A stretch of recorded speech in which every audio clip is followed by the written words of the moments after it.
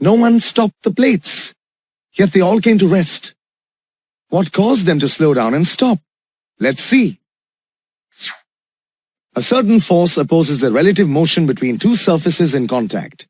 This is called the force of friction.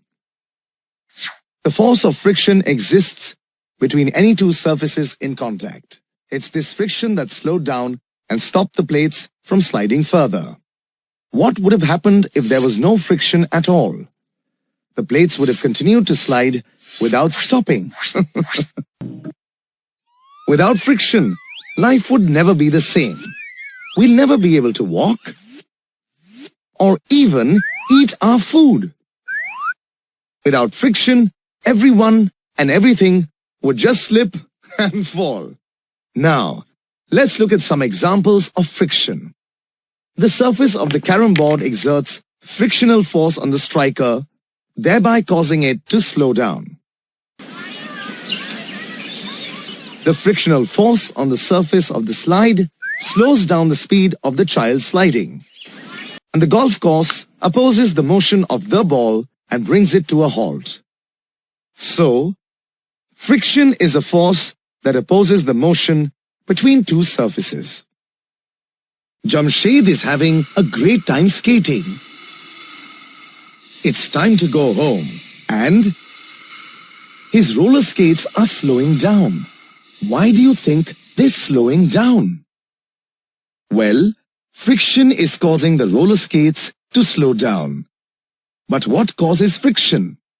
To find out, let's take a closer look at the two surfaces involved: the floor and the wheels of the roller skates.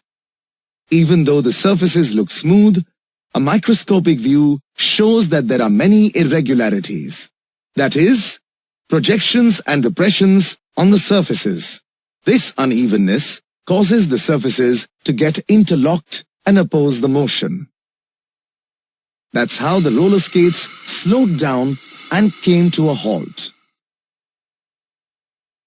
Now that we know interlocking of surfaces causes friction, let's find out about the friction on different surfaces. Here's a toy car and there are 3 different tracks. Let's see how far the car moves on each surface. Didn't move much, did it? Sandpaper is rough and has many irregularities on its surface. So the friction between the sandpaper and the wheels of the car is high.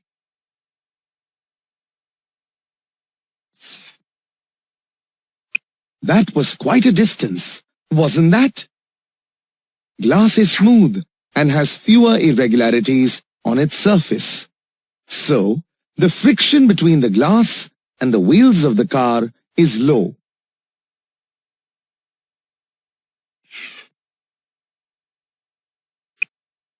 That was not bad. Wood is rougher than glass and smoother than sandpaper.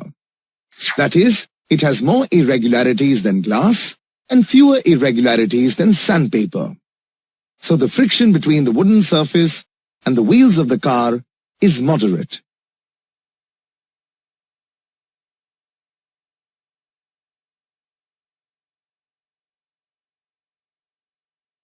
Friction. Friction is a force that opposes motion. Let's look at friction in action. If we roll a ball gently across a table, it will roll for a while before gradually coming to a stop. If we were to replace the ball with one of your textbooks and gently push the book forwards on the table, the book will slide with a bit of difficulty and only for a short distance.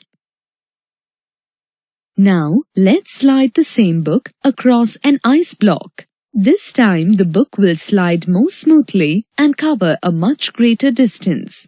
From these scenarios, we can see how friction causes an object to be more difficult to move across a surface. And we can also see how a smoother surface creates less friction. Friction is also affected by an object's weight. Let's use 2 books with different thicknesses, a textbook and a paperback novel. We'll put them on an ice block and give them a gentle push, with each one receiving the same amount of force. The thicker book, which is heavier, will glide a shorter distance, and the lighter book will glide much further. Friction is also affected by an object's shape. A ball is a spherical object.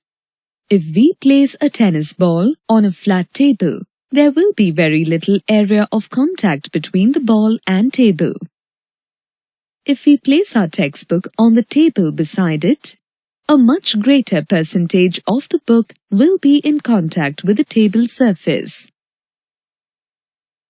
When we push the ball and the book with the same force, the ball will move much further than the book and much more easily, meaning rounded objects create less friction than flat objects.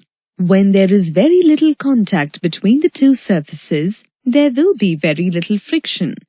The reverse of this is also true. If the two surfaces have a lot of contact between them, there will be a lot of friction generated. Summary. Friction is a force that opposes motion.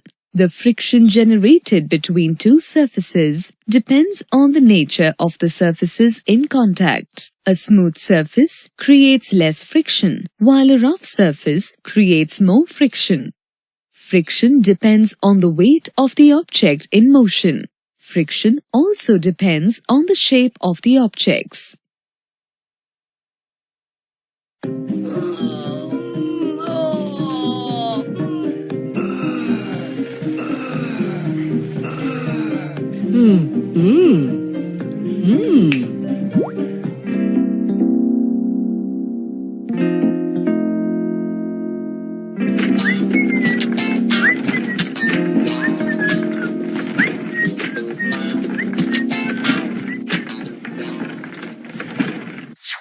Did you notice something in the animation you have just seen?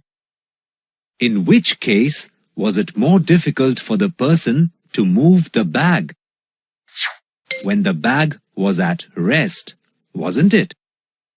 Why do you think it's always hard to move a static object than the object already in motion? You already know that friction occurs because of the unevenness of an object's surface. As one object slides over the other, their irregularities get interlocked into each other. So, to move an object, you have to overcome this interlocking. The amount of force required to just about move this static object gives a measure of its static friction. But when the object is already moving, there isn't enough time for the irregularities to lock into each other. That's why the force of friction in this case is less than the static friction. Such a friction caused by an object in motion is called sliding friction. If you recall the earlier animation, you would have noticed that once the person attached wheels to the bag moved quite easily. Why was that so? Look at the surface area where the wheel touches the ground. As the wheel rolls, the surface area in contact with the ground moves up, even as its adjacent surface area moves down toward the ground. In this case, less force is required to overcome the interlocking of the two surfaces. The interlocking instead is helpful as it prevents the wheel from slipping. The friction generated during such a motion is called rolling friction. That's why the force of rolling friction is less than that of sliding friction, which is less than that of static friction.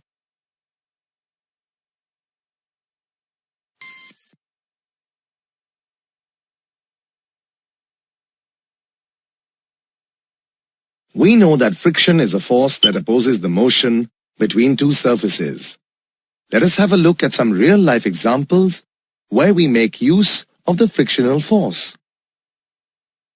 The friction between your shoes and the ground helps you walk. If you compare an old shoe with a new one, you will see that the soles of the old shoes are worn out and generally look flat and smooth. On the other hand, soles of the new shoes are grooved. Hence, the friction is greater between the new shoe and the ground. This improves the grip and prevents slippage. The friction between the tires of a vehicle and the road helps the vehicle move. The tires are treaded for increasing the grip of the tires on the road.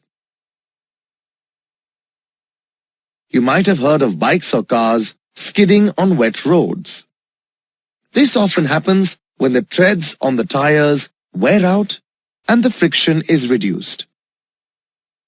While riding a bicycle, if you want to stop, you need to apply the brakes. When you press the brake lever, the friction between the brake pads and the rim of the wheel makes the bicycle slow down and stop.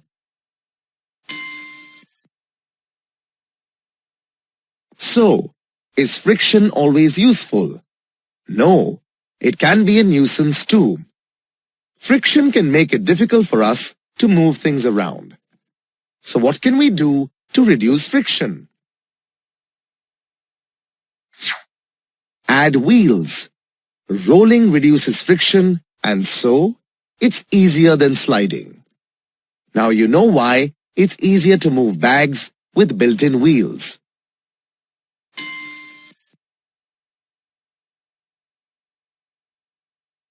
Friction also causes wastage of energy in vehicles. When there is excess friction, we need more fuel to move the vehicle. So what can we do to reduce friction here? We could streamline the shape of the vehicle.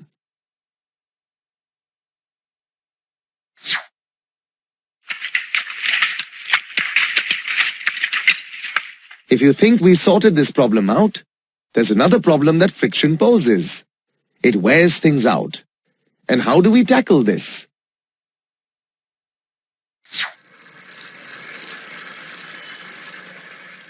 In the case of machines, we could lubricate the parts that rub against each other.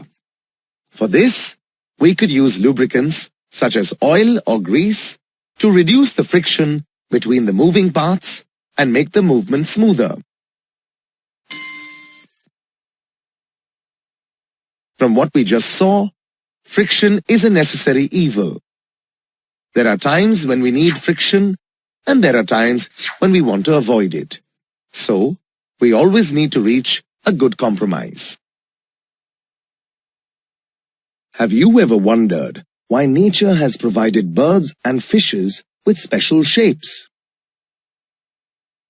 They have streamlined bodies that help them move faster through air or water. Let's see how. Air and water are fluid mediums. When a bird moves through air, it has to push the air molecules that get in its way. The collision of these molecules with the moving bird causes friction. This fluid friction is called air resistance or aerodynamic drag.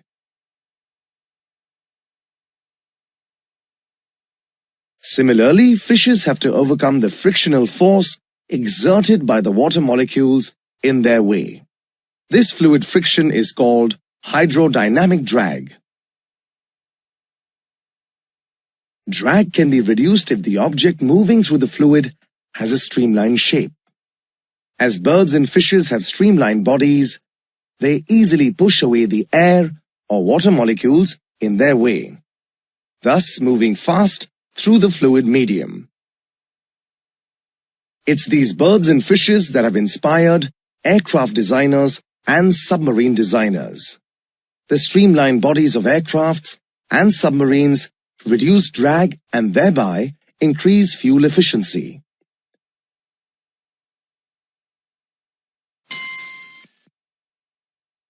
As we just saw, the shape of an object affects the friction it meets. Now, let's test some anchor designs for boats to see which shape helps to reduce drag. Carefully observe which shape overcomes the drag best and moves fastest.